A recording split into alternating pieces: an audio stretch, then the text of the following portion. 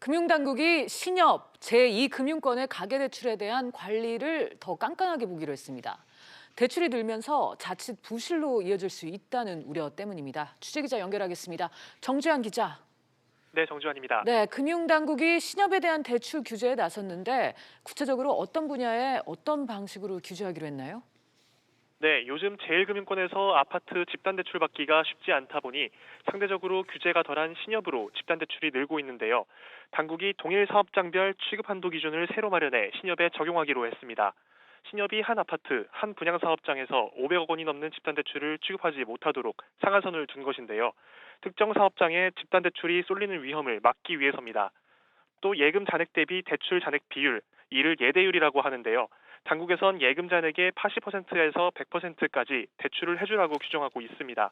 이를 넘어선 신협은 앞으로 신규 집단 대출을 취급하지 못합니다. 네, 그런데 정 기자, 새마을금고에 대한 집단대출 금지령은 풀렸다고 하는데 이렇게 되면 새마을금고로 수요가 몰리지 않겠나요?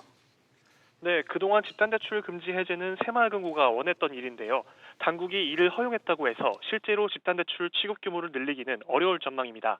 금융당국이 총대출에서 집단대출이 차지하는 비중을 현재는 평균 7.4% 정도인데 이 이내로 유지하라는 엄격한 지침을 내려서입니다. 금지령은 풀어줬지만 뛰지 못하도록 여전히 묶어놓은 셈입니다. 나아가 현재 시중은행 등 제1금융권에서 시행되고 있는 총부채 원리금 상환 비율, 즉 DSR 규제를 6월부터 제2금융권에도 적용할 예정입니다. 특히 자영업 대출이 빠르게 늘고 있다는 판단에 따라 금융회사는 스스로 취급 계획을 세우고 한도를 정하도록 할 방침입니다.